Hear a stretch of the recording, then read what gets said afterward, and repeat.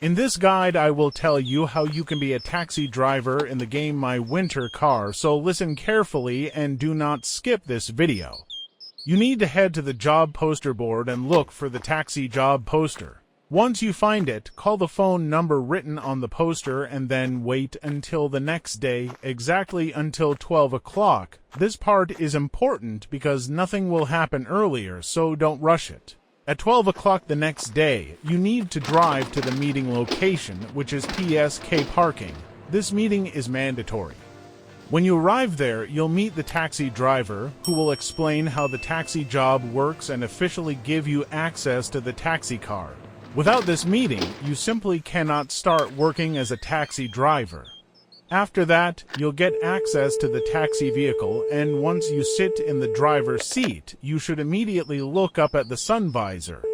There's a map attached there with customer addresses marked on it.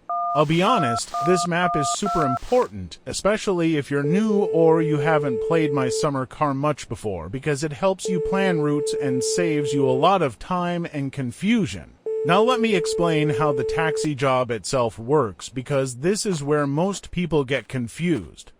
The taxi is equipped with a taximeter that has one turnable knob, which works as a mode selector, and one clickable button that you use to start, pause, or stop the meter. When the taximeter is set to the dash symbol and the red button is active, that means you're officially on duty and ready to receive customer calls. There are several modes on the taximeter that you need to understand. Mode 1 is the base fee for weekdays during daytime hours. Mode 2 is the base fee used from 18 o'clock to 6 o'clock, and it also applies all day during weekends. Mode shows how many kilometers you've driven while the taximeter was active. Mode B displays your gross income, and this value resets when your salary is paid. There's also a lotto option that says you can randomize yourself a lottery line, but its functionality isn't very clear and it's completely optional, so you can safely ignore it if you want. While you're on duty, your phone will start ringing when a customer calls. Accept the call to receive the pickup address, then drive to that location.